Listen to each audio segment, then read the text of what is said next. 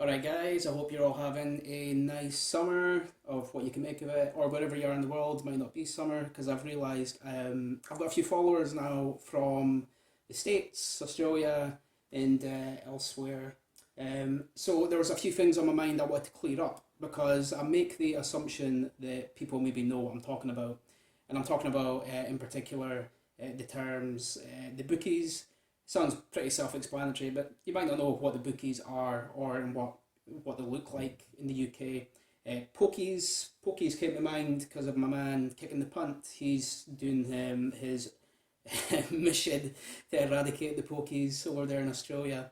So I'll go into that one a wee bit too. And FOBTs, fixed odd betting terminals. I'll explain to you what that is as well when I'm talking about the bookies. So very random thoughts. It's on my mind, and I felt like clearing it up. And yeah, summer in Scotland. I think Billy Connolly said that there's two seasons in Scotland, and that's winter and June. And we had June on Friday, so today's winter. So nothing else for it, guys. So I was walking along the high street there. So just to explain a wee bit about where I'm from. So I'm originally from Aberdeen, Scotland, but I live in Edinburgh. But that's two big cities in Scotland. The other being Glasgow, then you've got Dundee, Inverness. Um, it's not uncommon for bookies, and now bookies are betting shops, and there's been a massive boom of them over the last, say, 10 to 15 years.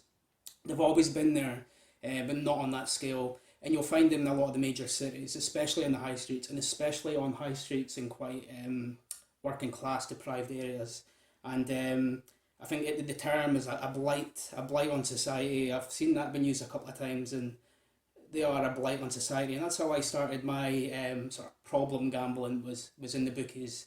Um, but what I will say is the bookies weren't a bad place for me until FOBTs came in, and FOBTs are your fixed odd betting terminals. Now, and that's your casino games, your roulette, slot machines, and that kind of thing. Now, I think they've always been a part of the bookies, but not that sort of sophisticated machinery and equipment with the fast paced, high stake betting. I don't think they were always there. They didn't catch my eye anyway because the bookies growing up for a lot of people were popping at the bookies. You get your football slip or your horses, whatever you're into. It was always football for me. You put on your weekend accumulator. So that's say you're putting on 7 or 8 teams, 5 teams, whatever it is. If they all come up, then you've got a big win on your hands. Now, it's just one thing I want to admit that I miss about gambling because growing up, this was I hate using this word, but the fun activity. You can understand why I hate using the word fun. When the fun stops, stop, which is a whole different thing. Anyway, that was when gambling was fun for me, to use the term loosely, because it was going in, you get your slip, you put your teams on, you go to the pub, you sit with your friends, you've all got an accumulator on. But look, here's the thing: when you lose your bet, you're done. All right, you scrunch up the bit of paper, you throw it over your shoulder, you stick it in the ashtray, whatever you're doing, and most of your pals that are in the pub will do the exact same thing because back in the day, most of the games were Saturday 3 o'clock kickoffs. You didn't really get a lot of your mid-evening games, your Monday. You did, but not in the way that the Sky Sports and TV are dictating when football's played these days. So when your bet was done, it was done. And if your bet won, then great. But that was it. It was like a part of your day, a part of your day. And I was chatting to Alex the other day from the Invisible Addiction. I was saying to him that this, amongst other things, gambling must be fucking boring these days for a lot of people, and of course, highly addictive now because everyone's going to be sitting in their pubs on their phones, and you've got in-play betting, you can bet on corners and yellow cards and all that shit. And that wasn't the fun part of it. The fun part was sitting, watching the scores come in with your pals and chatting about it, and chatting about football, chatting about the game and the players and that kind of thing. Not, I'm pretty much out of the loop. I don't go to the pub a lot these days, but being somebody fill me in, are people just sitting around the table on their phones, compulsively gambling all afternoon and into the night because you've got your staggered games, and it doesn't sound like much fun to me. to use that term again, fun. So, aye, a different time, obviously, but I just had that thought in my head today that if I could say to anyone the one thing I miss about gambling was that I couldn't go and do that now. It's those days are done. I can't gamble again. But yeah, that was part of me and my friends growing up, and yeah, it's sad that I don't think I'll ever get that again, and I don't think anyone in this generation or the next going to get that again. I think those days are done. But hey, what can I say? And the FOBTs, yeah. So that's when my gambling really got out of control. It's when the FOBTs started infiltrating the bookies, because it wasn't going into the bookies now to pick up a slip and then you're on your way. I'm now going into the bookies on my own and spending time in there. Not something I ever did, and that was when the slippery slope, it started happening for me. So I was walking down Gorgie Road today, and Scotland in particular has quite a high amount of bookies on their high streets. So it's not uncommon to walk around these kind of areas and to see half a dozen bookies within a few hundred yards of each other.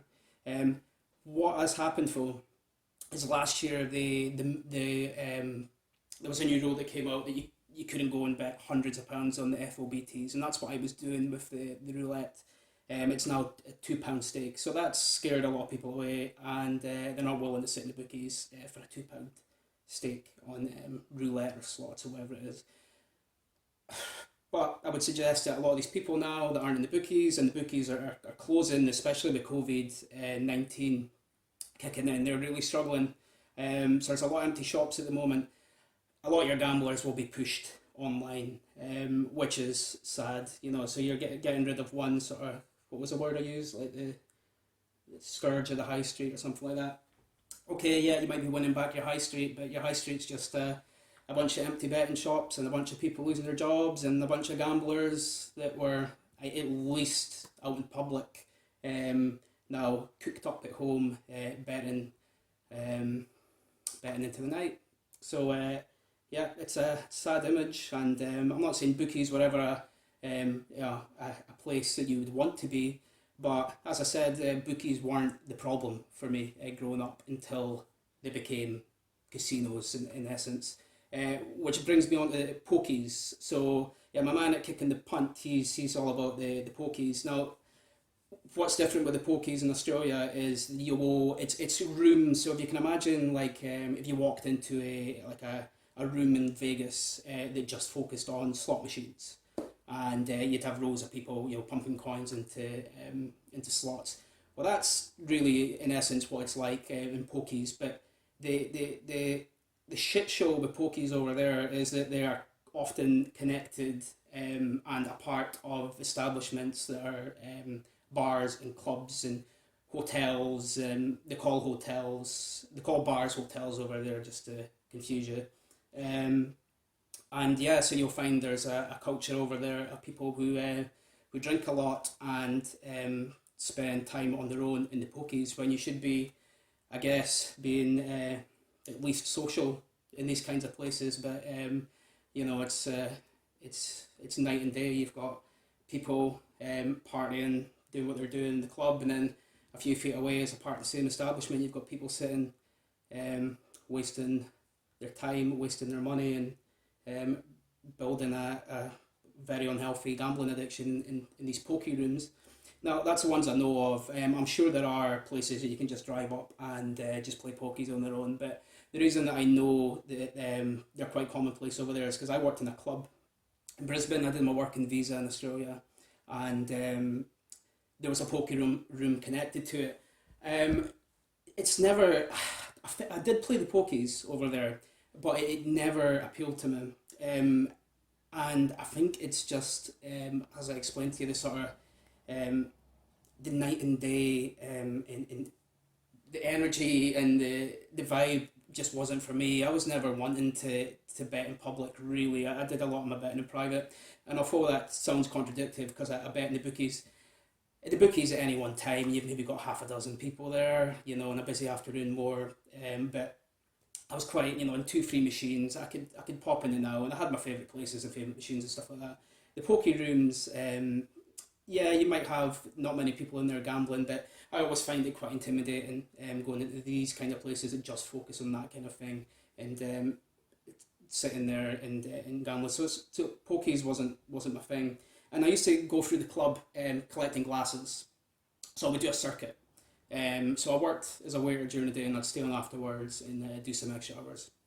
And I would do a circuit, and you would go through hordes of drunk, annoying people, and then you would walk all the way around, and then you would cut through the pokey room, and you would just see these sad figures, these sad people um, betting on the pokies. And yeah, and at that point, I had a gambling addiction before I left to go traveling, and if I'm truthful, that put me off completely. I mean, thank fuck I didn't get into gambling that much when I was in Australia, because working in that kind of environment and having that in my face and feeling tempted to gamble wouldn't have been a good cocktail for me at all.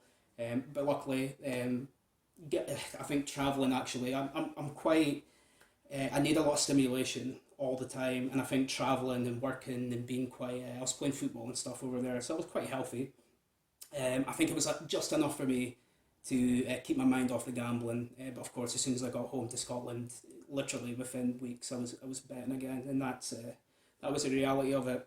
That's why I'm quite keen on sort of knowing and seeing the writing on the wall for me, and kind of delving into how my brain works, and I've got my self care routines and all that kind of thing, because it's very important. You know, I've got to keep on top of this all the time. Um, so that was just random thoughts. I wanted to explain to you what the bookies are in the UK, and what pokies are in Australia. Just if you didn't know, but that's kind of what these two things, the experience would be and what they look like. And yeah, the FOBTs, fixed odd betting terminals, that's your casino type games that you get in the bookies. So yeah, I guess I make the assumption that people know what I'm talking about, but maybe there's people that follow me that don't actually know a bit about gambling, and I'm skipping way ahead. So yeah, I'm just wanted to explain what those things are. Any other questions or anything that I can clear up, or anything you're unsure of, you drop me a message, leave me a comment, and I'm happy to get into it with you. But who did I mention in this video? Yeah, Kicking the Punt. So we'll give Kicking the Punt a follow, and Alex, yeah, go give Alex a follow as well. That's Invisible Addiction. Okay, amongst others, I'm going to do a post again with people that I recommend that you go follow. Right, guys, I hope you enjoy the rest of your day, night, whatever it is. I'll continue enjoying winter here because I've had my gin. Catch you later.